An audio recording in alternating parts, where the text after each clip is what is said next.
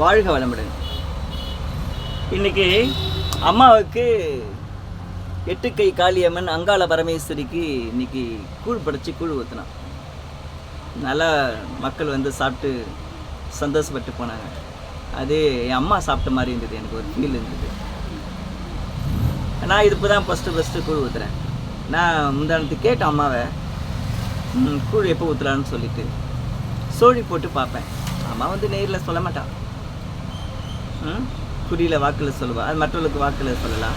இப்போ நமக்கு பார்க்கும்போது சோடி போட்டு பார்த்தேன். அம்மா ஃபஸ்ட்டு வரமே ஊற்றுன்னு சொல்லிட்டா.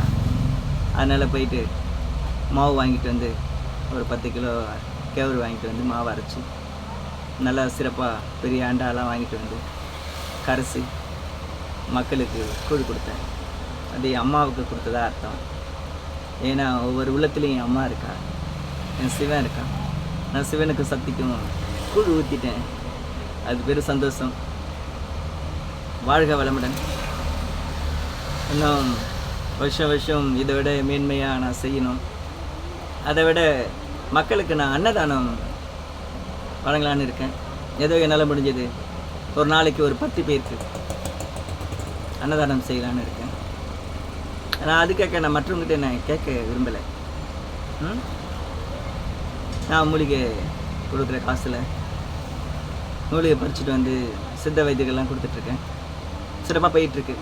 மூலிகை கிருக்கன் யூடியூப் சேனல் சார்பாக நிறைய மூலிகைலாம் பறிச்சுட்டு வந்து கொடுக்குறேன்.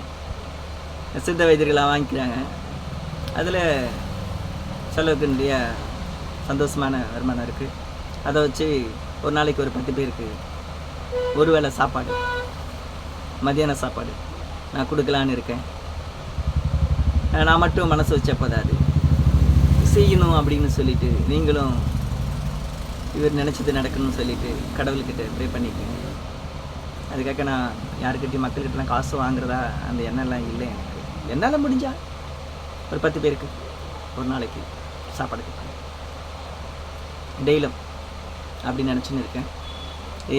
என்னுடைய அம்மா 8 கை காளி அம்மா, என்னுடைய முருகன், நம்மளுடைய முருகன் காளி கால பைரவன் அருளால், என் சொர்ணகால பைரவனின் அருளால், சத்திசிவ அரவழி ஈஸ்வரன் அருளால் நான் இதை நடத்தணும்.